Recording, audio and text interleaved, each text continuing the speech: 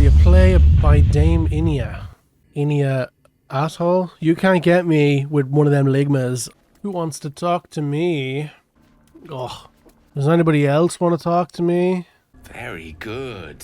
Don't fucking condescend to me, you prick. What the fuck is this yoke? Wait a minute, hang on.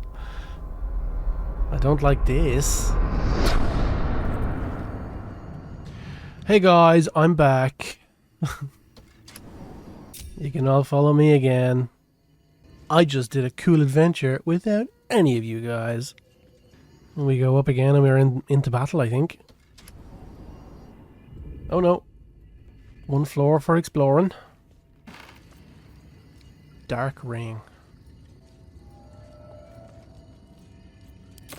Sure. There's never been a story where a dark ring caused somebody pain. Right? All I know is my dark ring. No.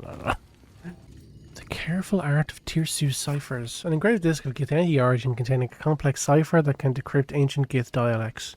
A useful discovery if one should encounter such archaic writings. I'll pick it up. Such a strange disc. Are these Githyanki markings? lae'zel might know. Curious. I drained you dry, yet your body seems no more worse for wear. Perhaps I might find use for it again. Anyway, about this book. Fucking put it away for 2 seconds. The disc appears in your mind's eye. lae'zel sees it too, and considers the vision. Tirsu markings. Ancient. I recognize them, but I can't make sense. No. Wait. The texts are enciphered, but I've solved the pattern. It's a story. About Orpheus.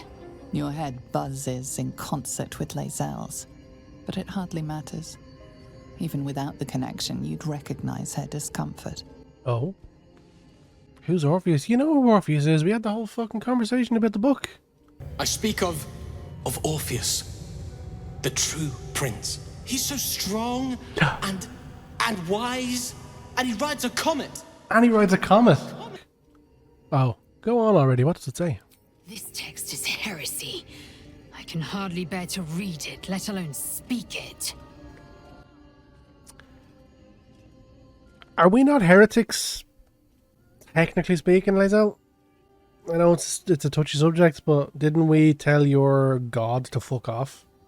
Very well. I will read it to you. The Prince of the Comet, Part 1. So it was that we were free from Geich shackles and turned our blades on each other. The heavens were shattered, and one great empire was divided in two. Gith traveled to the Hells to broker help for her people, her cause. Vlaakith would have you believe Mother Gith proclaimed her our queen. Lies. Gith made no such proclamation. Vlaakith seized the Empire against the Mother's wishes. Gulp. But Gith had nurtured a son, Orpheus, Prince of the Comet, the true heir. He knew Vlaakith's treachery. Orpheus rallied Gith's honor guard and declared the throne for himself. The War of the Comet had begun. Jesus. Disregard. Angel Eyes, welcome in. This drivel. Gith declared Vlaakith queen of the Empire, and her own son defied her. Orpheus would have ceded control to the Geich. lae'zel. Like, Vlaakith tried to kill us like fucking 20 minutes ago. Why are you still... And if it's true, it sounds like Vlaakith betrayed Gith and seized the throne. You speak like Kithrak Voss. You accuse Vlaakith of the unthinkable. As unthinkable as the greatest living knight turning on his queen. Jesus, propaganda's a hell of a drug, isn't it? Enough conjecture. I did what you asked, so let's be done with it. Okay. Alright. We've got a lot of fucking deprogramming to do, to be fair to her. Dearest Lenore. Oh, Lenore! I'm not sure I should say this, but your last letter really worried me. Why in all hells would you tame a boulette? Check in the chat. Boulette. Is it just a French person or what's... just because you found it near Myrna's grave doesn't mean that it's a sign. I'm really worried about you, Lenore. A bullet is not a bed. Say that 10 times fast. I know you don't want to come back before you finish your research, but if you're feeling lonely, you know my door's always open. Lots of love and hugs, Amaret. Wait, that's a different person, isn't it? Oh, the big... The big yoke? How the fuck did she tame that? We fought one of them, I think. It really warms my heart to hear that you put the autumn crocus flowers on Myrna's grave. I remember she liked to roll around in them, even though she'd always sneeze after. She was such a soft, loyal dog. I wish there was more I could do. We had a note of love for Lenore. I don't think that was the name on it. Letter to Year. Is that the one? Sorry, letter from Lenore to Year about love. So there's a lot going on in this bleeding tower. Scroll to dark vision, always good. The realm according to Bumpo. Who the fuck is Bumpo? The book naturally falls to a dog-eared page in which Bumpo describes the more unusual races he's met in his travels. But they weren't half so strange as the bird folk. First Aarakocra I met had the head of a parrot, the body of a human, and wings also of a parrot. I tried not to stare, but it was real hard. Turns out she was one of a motley party, because around her table were tabaxi, a ganassi, and a turtle. A tortle, sorry. Trying to act casual, I asked what the hell they all were. They ignored me, but I can't blame them. To them, I must have looked awfully dull and average, for they were the first of their kind I'd seen, but I was just one of a billion boring humans to them. I like Bumpo. Sorry, this is the reading episode. I'm kind of putting off the big fight that I have a funny feeling is coming upstairs. Okay. You see a big red button, what do you do? The correct answer is you have to press it. Do I know it's a bad idea? I do. Look, when something bad happens, I don't want to hear, Dean, I told you so. I know it's bad. But we have to, don't we? Can't just leave a whole ass button unpressed.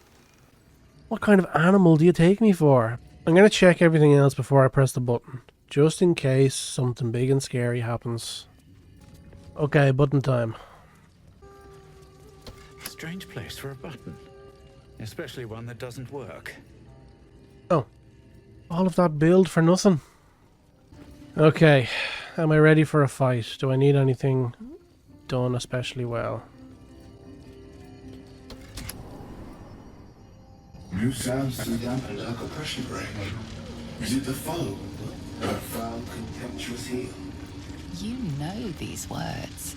They are from the opening stanza of a play you found in this very tower.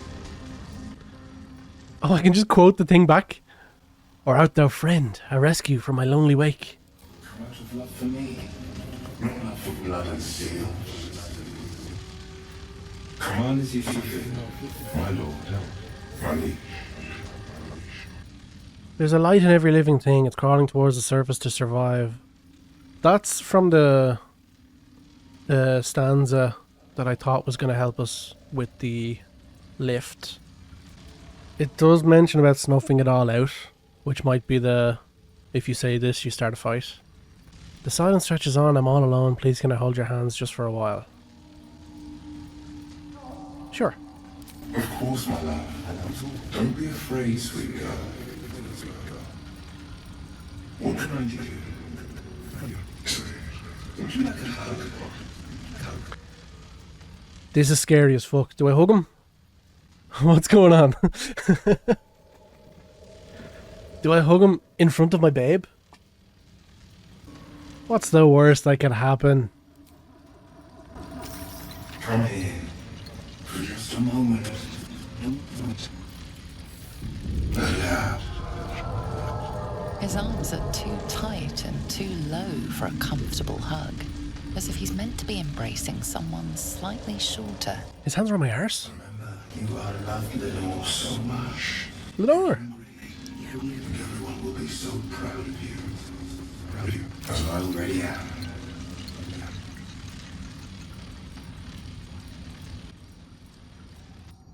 This is fucking strange. Okay. Whew. I see some books over there. Dimension door. Cool. Detect thoughts and chromatic orb. Useful, useful, useful. Okay. Soldier. Karlak, have you got a better perception than me?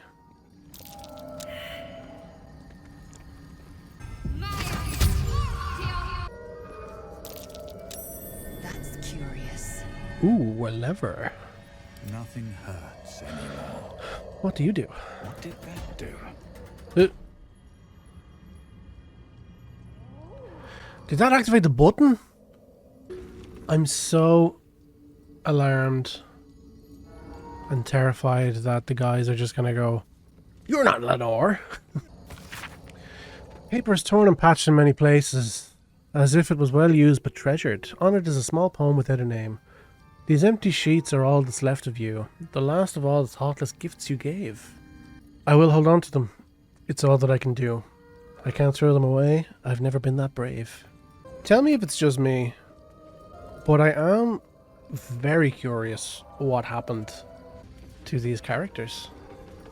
Enough to talk to Bernard again, but also slightly frightened that I might say something that'll piss him off.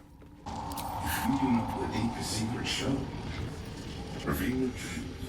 Give what you wish to see. Reward Bernard's secret. An automaton named Bernard rewarded us with a precious ring. Whoa! There we go. Hey! Use the elevator again. I wanna I wanna do this one. A minute's wait, it tramples everything. We'll kill the rest, so that the one can thrive. I fucking thought so. Damn it. I don't want to kill Bernard. Bernard's nice. My ring lit up. Must have been linked to that button. What? Huh. Basement. This is what you were talking about. Bye, Bernard.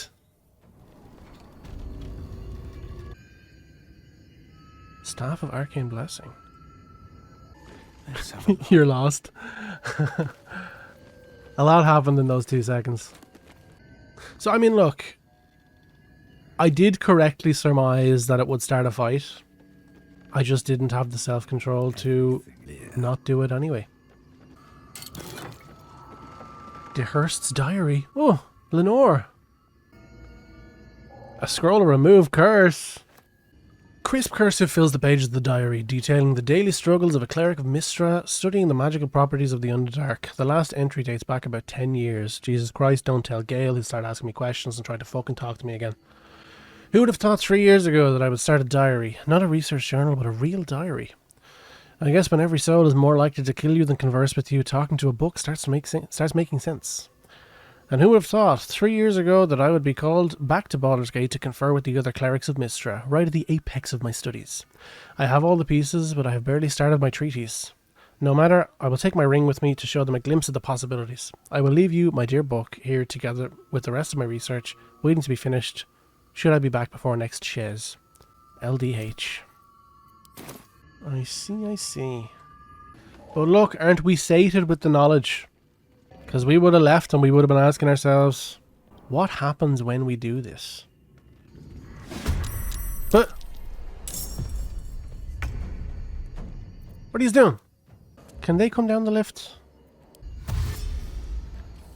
You can use the lifts.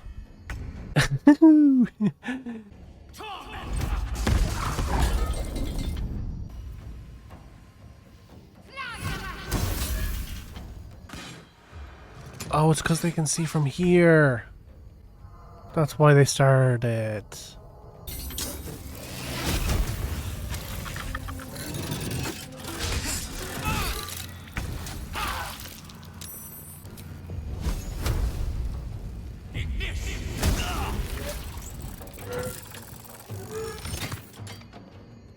Sick.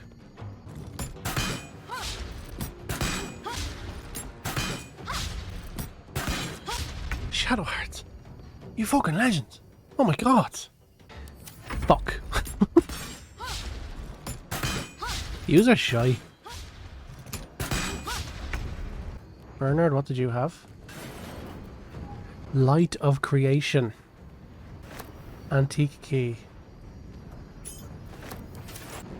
We just all going upstairs?